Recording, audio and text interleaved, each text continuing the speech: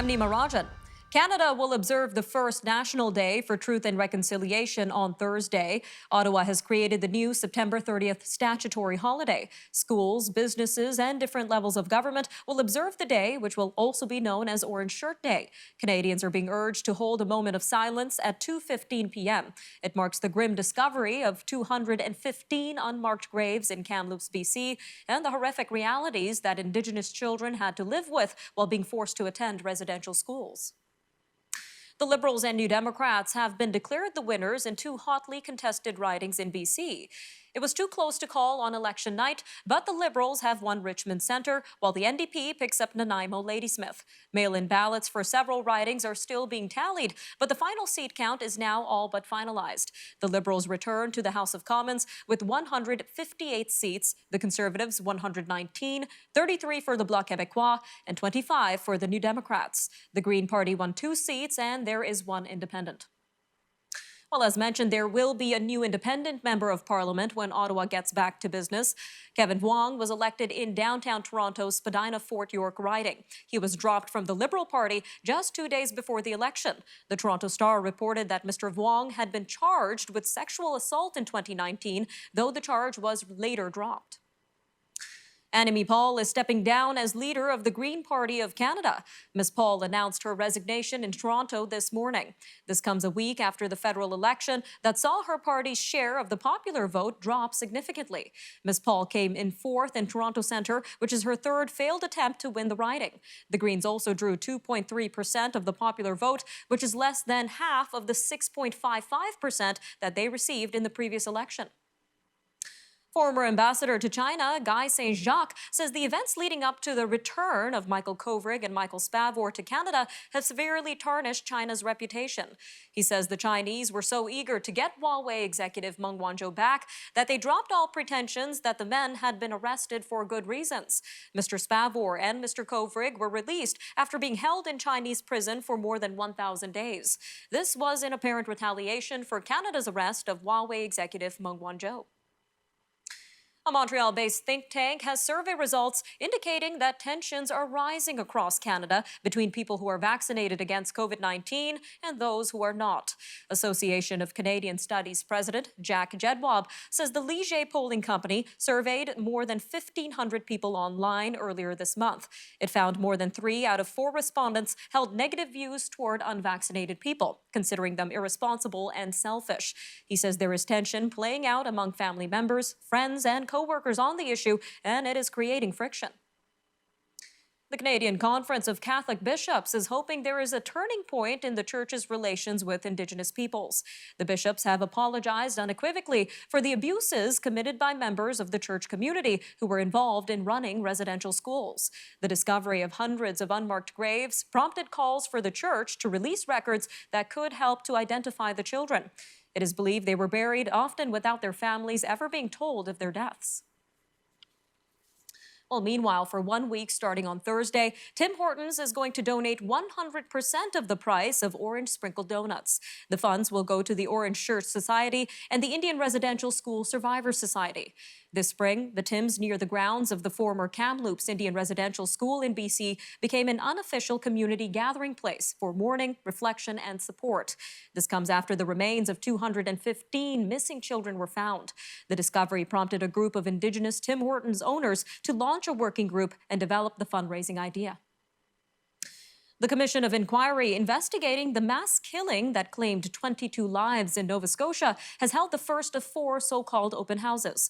Commission Chair Michael MacDonald, a former Nova Scotia chief, says the Commission's role is not to lay blame or find criminal or civil liability. In April 2020, a gunman disguised as a Mountie was able to evade police for 13 hours before he was shot and killed. 48-year-old RCMP Constable Heidi Stevenson died in the line of duty.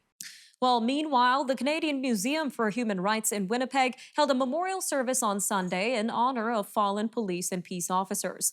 Among those honored this year was Constable Shelby Patton, a Saskatchewan Mountie who was killed on the job earlier this year. Constable Patton, who was stationed in Indian Head, was struck and killed by a vehicle he pulled over in a traffic stop in Wolseley on June 12th.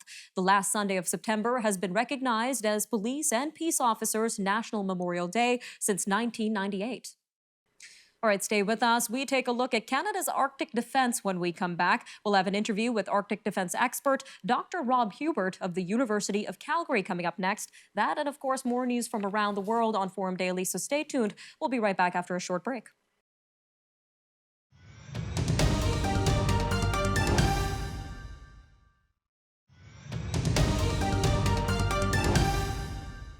The United Kingdom is indicating its interest in working with Canada in the Arctic. In a recent interview with CBC, the UK's chief of the defence staff said his country was keen to cooperate and learn more about operating in the harsh environment. Previous Canadian governments have been reluctant to allow anyone, including allies, from operating in the region. This is due to concerns around sovereignty. However, the recently announced AUKUS security pact and increasing global attention to the Arctic may make the Canadian government more open to cooperation. Russia has reactivated some of its bases in the region, while China has declared itself a near-Arctic state since 2018. So is Canada ready for increased competition in the Arctic? Well, with us now is Dr. Rob Huebert, a professor at the University of Calgary, an expert in Arctic defense. Sir, welcome to Forum Daily. Thank you very much. Happy to be here. Now, Dr. Huebert, let's start with this. Why is the Arctic important, and why are allies like the UK now showing interest in it? Well, it's always been important from a strategic perspective since the end of the Second World War, and some would even say before that. What's happening now, of course, is that the Russians are reinvesting substantially in their military capabilities, and particularly their strategic forces that are based primarily in the north. With that, combined with aggressive actions such as what we saw in the Ukraine, Georgia, and other locations, have, of course, increased what many are calling a return to the Cold War. And so the Arctic then figures very predominantly in terms of Russian strategic thought. The Americans have been responding in about the last 3 or 4 years to that redevelopment. And that, of course, then draws in the NATO allies. And so it's sort of a bit of a chain reaction to this increased Russian militarization. Now, I want to backtrack a little bit, Doctor. We mentioned that Canada had been reluctant to work with allies in the past in terms of Arctic defense. Why is that? Well, we've been willing to work to invite them on our terms. One of the sensitivity that always exists is the issue of sovereignty, which is very separate from the Arctic security. And we've always had a bit of a different difficulty in distinguishing. Sovereignty is about the fact that the Americans, the British included, have not recognized the Northwest Passage as internal waters. And as a result, there's always been a bit of a concern that we don't want to bring the Europeans over because somehow that might weaken our sovereignty or cause us problems. And there's a validity to that. But what we're seeing is, of course, the recognition is that we have to pay much more attention to our Arctic security. And that does mean working with our allies. We have started working with the French and the British at a relatively lower level. We are supposed to have an alliance with the Americans under what's called NORAD, and we're supposed to be modernizing that, though we haven't really seen much monies on the Canadian side being put forward. So we're starting to realize that given the new geopolitical reality in the Arctic, that we do have to start paying more attention on the security side. But there's always that hesitancy that, well, we just have to ensure that that's somehow not causing problems for the sovereignty side. All right, sir. Well, looking into the current state of the Arctic, we mentioned Russia and China's presence in the region. What kind of submarine and surface threats are present in the Arctic right now? And more importantly, is our Royal Canadian Navy equipped to properly handle them right now? Well, the major threat is, of course, the Russian submarines. They've launched a new, both a ballistic missile and an attack sub. They're all nuclear powered. The Russians have also been reinvesting in their nuclear capabilities, particularly their nuclear weapons. They have a system called Poseidon, which is, we're not quite sure what it is, but it's a very powerful underwater nuclear device, something like a torpedo. They've been, as you said, it's not just some of their air bases. They've actually reactivated all of their Cold War air bases. They've been putting their MiG-31s with their Kazet missile, which is a hypersonic missile. And so we see the Russians with a whole bunch of delivery systems going both surface and subsurface nuclear capabilities. Now, the Canadian Navy, for the first time, has returned to the Arctic with the building of the De Wolf class. This is an Arctic offshore patrol vessel, and it's going to give us a great constabulatory capability. It means that we can do things for environment, for search and rescue. It's not really war fighting per se. And this is where the British are talking about maybe a contribution in terms of the undersea aspect that we've always relied on the Americans for, and that means the submarine threat. Our submarines are not nuclear powered, and if you do not have nuclear powered subs, you can't go under ice. It's just simply not safe. And so that's sort of what the Brits partly are hinting at. They're saying they want to have the training part of it, and that part we're okay. It's always that sovereignty in terms of the recognition of the Northwest Passage that is always the bugbear for Canadian policymakers.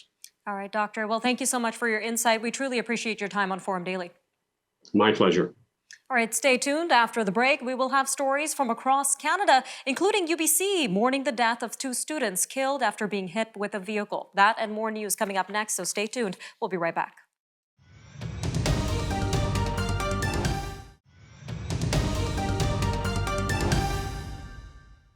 The University of British Columbia calls it an awful tragedy and is offering its condolences to the families and friends mourning the loss of 2 18-year-old students. Police in Vancouver say the young man and woman were walking together on the sidewalk on Northwest Marine Drive at 1:45 a.m. local time on Sunday. This is when a vehicle veered off the road and struck and killed them both. RCMP say the vehicle's 21-year-old driver was treated for minor injuries and will appear in court at a later date. Investigators are working to determine if speed, alcohol, or drugs were factors in the crash.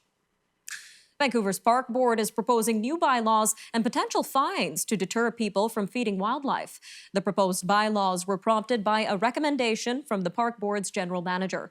A series of recent coyote attacks in Stanley Park have forced the popular tourist attraction to be closed for periods. If the bylaws and fines are passed, people would be ticketed up to $500 for feeding wildlife. Alberta Premier Jason Kenney is rejecting calls for a pandemic hard lockdown. Appearing on a Sunday radio program, Mr. Kenney said a lockdown would make no sense for the 80% of the population that is vaccinated. His comments came as the province's former top doctor called for immediate fire break closures and restrictions to deal with surging cases of COVID-19 in Alberta. Well, meanwhile, the government of Alberta's latest crop report says producers now have 78% of major crops in the bin. That's despite some delays caused by cool, wet weather this week. Expected dryland yields in the province are significantly below normal at 63% of the 10-year index. Quality is very good, though, despite the difficult growing season. 90% of spring wheat and 96% of durum is in the top 2 grades. Manitoba's largest winter sporting event has been cancelled. The 2022 Manitoba Games, scheduled for February 27th to March 5th in Niverville, won't take place due to the uncertainty of the pandemic. Officials say the event would have attracted as many as 1,500 participants, including athletes, coaches, managers, and officials. Sports Manitoba says the inability for athletes to train and compete before the event, combined with potential public health restrictions, made it impossible to proceed. 3 provinces say that they will start covering the cost of a new drug that experts describe as a life-changing treatment for cystic fibrosis. Ontario, Alberta, and Saskatchewan announced today that they will pay to provide eligible patients with Trikafta under their publicly funded drug programs. The drug costs roughly $300,000 a year at its listing price, and the news comes a week after the Pan-Canadian Pharmaceutical Alliance reached an agreement with Vertex Pharmaceuticals on the costs and conditions of covering the drug. Ontario's health minister says more than 80% of Ontarians over the age of 12 have now received 2 doses of COVID-19 vaccine. Christine Elliott says that's a new milestone in the fight against COVID-19. A town in southwestern Ontario, rocked by a massive explosion last month, will be receiving up to $2 million from the provincial government. This is to help with recovery efforts and to resume operations. The explosion in Wheatley, Ontario on August 26th is suspected to be caused by a recurring gas leak. It leveled a downtown building and left 20 people requiring medical attention. The provincial funding comes days after Premier Doug Ford and Natural Resources Minister Greg Rickford visited the town to assess the situation and express support. Quebec is warning that mobile applications appear to mimic the provincial proof-of-vaccination system. It appears scammers copied the VaxiCode app and succeeded in having look-alike products approved for download on Google Play. It's prompted the major tech giant to pull the would-be copycats from circulation. Anyone wanting to download the genuine app should make sure to search for the exact VACCICode or VACCICode verif name with no accents and no words before or after. Daily COVID-19 case counts continue to climb across much of Atlantic Canada, with New Brunswick seeing the steepest rise in new infections. The province identified 82 new cases yesterday. 64 were among patients who were not fully vaccinated. Officials also say one person died due to the virus. This brings the death toll since the onset of the pandemic to 54. New Brunswick, which reinstated its state of emergency and tightened protective health measures on Friday, has an active case count of 628. Well, the scheduled meeting of the Council of Atlantic Premiers is now being held virtually because of the regional spike in COVID-19 cases. New Brunswick Premier Blaine Higgs had planned to host his 3 other counterparts in Moncton. The in-person meeting of the 4 premiers would have been the first since the pandemic began. The virtual meeting is to take place tomorrow. News from around the world when we get back from the break. A close result after Germany's election. A deadly earthquake in Greece and British gas stations run dry. These stories and more news from around the world coming up on Forum Daily after the break. So stay tuned. We'll be right back. You don't want to miss this.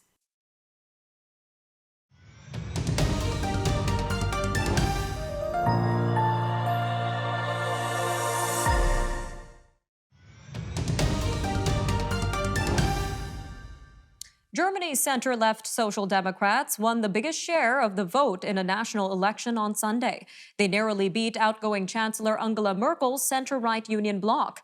The haggling to form a new government could take a while. A 3-party governing coalition with environmentalist Greens and pro-business Free Democrats would provide the likeliest route to power for both leading parties. Ms. Merkel will stay as caretaker until a successor is sworn in.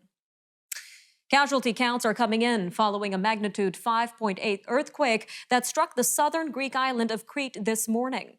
Greek authorities say one person has been killed and at least 20 others have been injured. The quake struck at 9:17 a.m. local time, sending people fleeing into the streets, damaging homes and causing rock slides. Repeated aftershocks have been rattling the area. The Chinese Communist Party's flagship newspaper, The People's Daily, is declaring the release of HUAWEI executive Meng Wanzhou as a glorious victory for the Chinese people. It says, quote, "The evidence shows this was purely a case of political persecution of a Chinese citizen with the purpose of suppressing China's technological advancement." The U.S. accused HUAWEI of stealing trade secrets and selling equipment to Iran in violation of American sanctions. Thousands of British gas stations have run dry. This comes as people scramble to fill up amid a supply disruption due to a shortage of truck drivers. The Petrol Retailers Association, which represents almost 5,500 independent outlets, says about 2/3 of its members reported they had sold out of their fuel. The haulage industry says the UK is short by tens of thousands of truckers, and the problem has contributed to empty supermarket shelves and shuttered gas pumps. South Korea is urging North Korea to restore dormant communication hotlines. This is a day after the North repeated an offer to open conditional talks.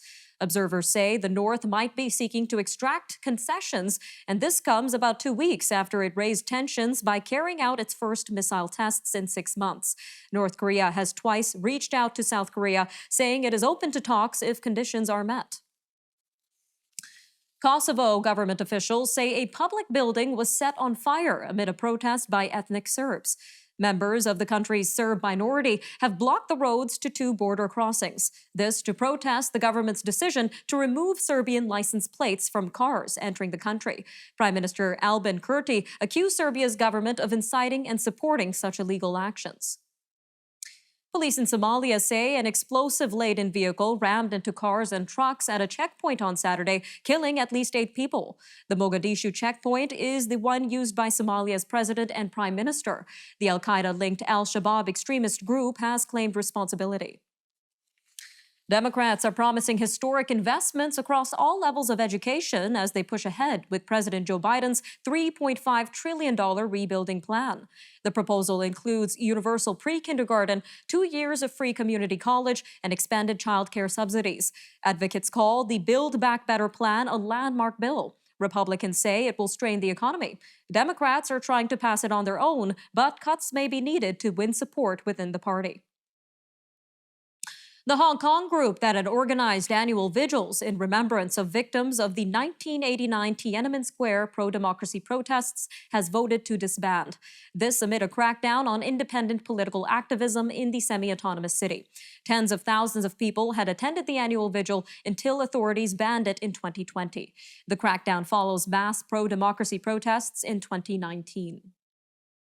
Gunmen have released 10 students in Nigeria's north.